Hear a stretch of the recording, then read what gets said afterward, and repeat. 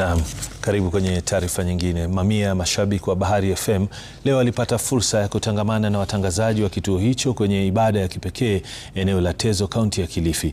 Mashabiki hao kutoka sehemu mbalimbali kaunti hiyo wameelezea furaha yao, wakishikilia kuwa kituo hicho kinasalia bora zaidi ukanda wa Pwani na taifa kwa ujumla. Mkuu wa kituo hicho Emma Marevu amesema ushabiki huo amesifia ushabiki huo akiwataka mashabiki kuthamini juhudi za kina mama katika jamii. Pia amewataka kina mama kujitokeza na kutafuta uongozi katika ngazi mbalimbali ili wapate sauti ya kusikika katika jamii.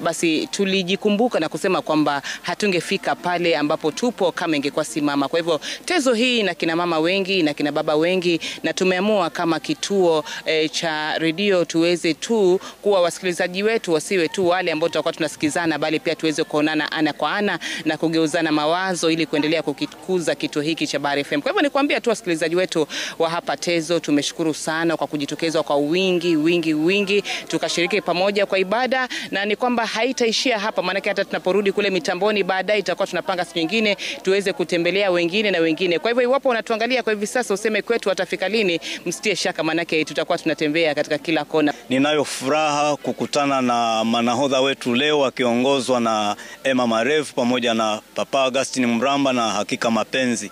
Mimi Bahari FM inanifundisha mambo mengi sana. Kuna mijadala inayonijenga, nikichangia pale tunaelimishwa hasa kwa masuala yanayoendelea, masuala ebuka ya nchi yetu, ya ulimwenguni kwa jumla. Kwa hivyo huwa tunapata fursa ya kutoa michango yetu, changizo zetu, na kibinafsi najisikia ya kwamba mimi nami ni mhusika.